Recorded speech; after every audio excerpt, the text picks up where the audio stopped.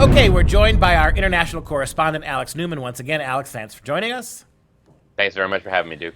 And you've written another great article about an Illinois Democrat politician who actually now wants to stop teaching history altogether until the traditional way we teach. And that means basically stop teaching the Marxist way we're doing, the Howard Zinn way we're teaching history in the public schools. Stop that, because that's now racist and white supremacist. And don't teach history to our kids until we get the new, really racist 1619 curriculum into all the schools. Is that pretty much the story? That's what's going on. His name is Representative LaShawn Ford, and he got together with this big team of educators, and I put educators in air quotes because, I mean, they're not really educators. But they had this big press conference, and CNN picked it up, and they said, history is making our children racist, and it's institutionalizing racism and white supremacy and all the rest of it. And so I'm calling for a total and complete ban on history lessons and history books until we can get the new program in. And, I mean, it's like post-revolutionary times, right? After they finish toppling the old regime, they want to come in with a whole new fake version of history.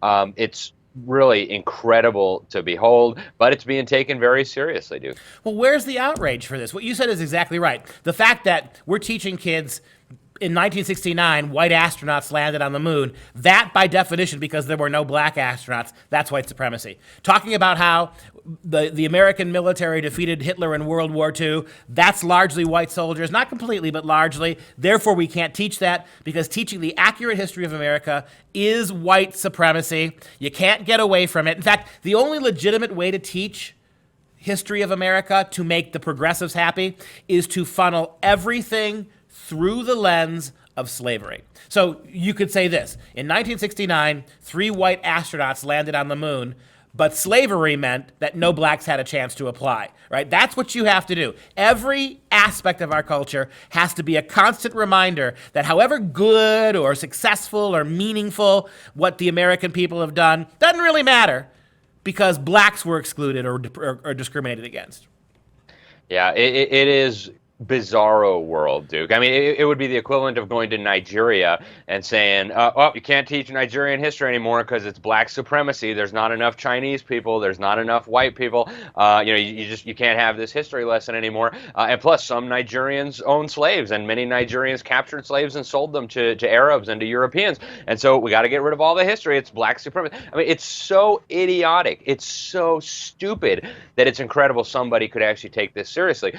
But as I mentioned, CNN has picked up this story now. The local media has picked up this story now, and they didn't laugh at it. They reported it as if this were a serious, legitimate concern. And as you said in the beginning of the program, Duke, we are not teaching true history in the way that normal, regular Americans think of it. Already in Illinois, it is constant fake Marxist, racialist history.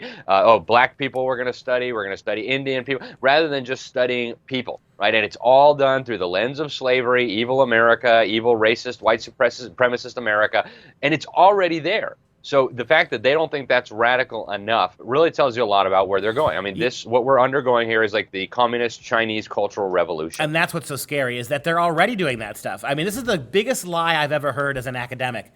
Hey, and I've heard it for 30 years. We don't have to teach Western culture. We don't have to teach American history. We don't have to teach the great books of Western culture. Our kids all know all that. It's like somehow you're born in America of any race, and suddenly your head is filled with dates and places and timelines of Western culture. It's not. Our kids are actually getting more of an education in multiculturalism than they are anything that has to do with Western culture. That's been going on for 50 years. And along comes the George Floyd situation, along comes Black Lives Matter, and now it's going to get even worse. Now the little bit, the basic structure of history is now racist. So that's got to be fixed as well. This is a complete and utter cleansing, a purging of American narratives of history in favor of non-Western communist Marxist ones. That's exactly right, Duke. And, it's very strategic. The people pushing this don't actually care about race. They don't actually care about white supremacy. They care about consolidating power and control over the masses. That's why math is racist. That's why English is racist. That's why history is racist. That's why science is racist. We've got to put a stop to it, or we're all going to end up as dumb as a box of rocks and slaves. On the other side of this interview, we'll come back and talk a little bit more about history education broader in America.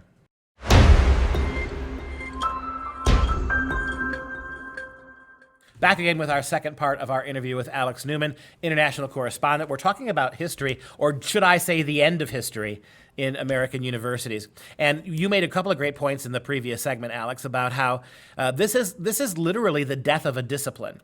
History now, by definition, is racist unless it is all filtered through America's primary sin of racism. And of course, what that means is that every accomplishment of America has an asterisk. Every good thing we've done is undercut with that asterisk. That every aspect of what we've done as a culture, the other side of the coin is simply the word racism.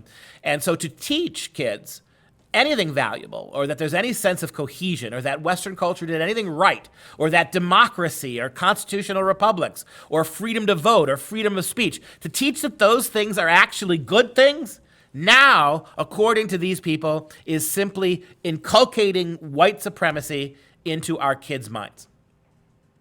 That's exactly right, Duke. And that's what they've done. That's what they're doing. They're in the process right now of labeling Christian civilization, individual liberty, our Constitution, America, the Bible, Christianity. They're in the process of trying to label it all white supremacy.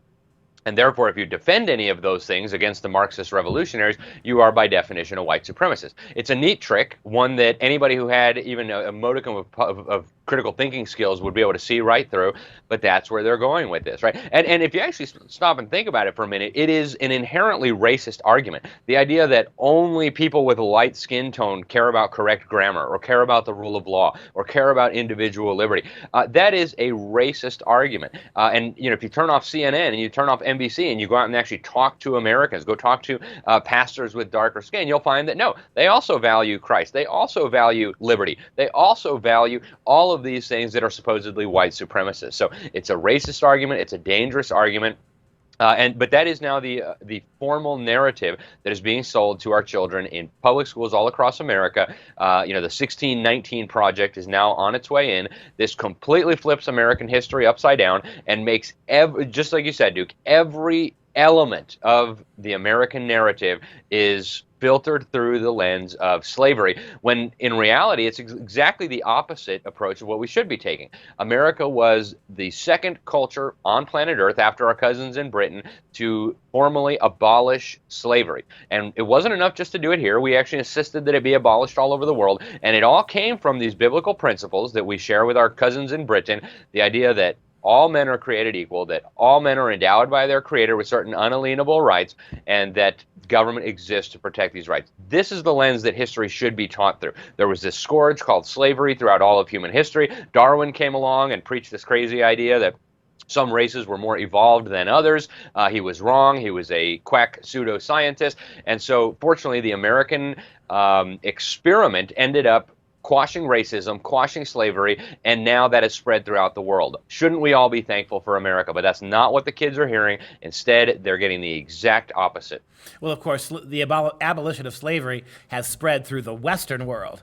There's a certain religion that we won't mention that is still engaging in it, that slavery is alive and well in many aspects of non-Western culture. When you take 1 million Uyghurs, Muslim Uyghurs in China, and put them in concentration camps, you are effectively enslaving them. So this idea is a Western idea primarily.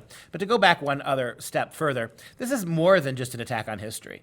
This is an attack on achievement. Whenever an achievement of Western culture or of quote-unquote white people, whenever there's an achievement in Western culture, getting to the moon, destroying Nazi fascism, discovering America, which exactly from the European perspectives, Columbus did discover something that no one knew existed before. Notice how all of that, every achievement, every attainment of Western culture or white culture, which they use that phrase, not me, it's all now lies, right? Achievement means racism. To have achieved something, accomplished something, it's not something to praise, it's not something to be proud of, it's something to tear down because it's racist and another race didn't do it. Meanwhile, the failure of certain races to not take full opportunity of the incredible opportunities they have in this country to make something of themselves, that now is success. You failed because of the white man, which means your failure is actually noble and a success. This is kind of the world we've inherited, and your kids are going to start getting this in the fall.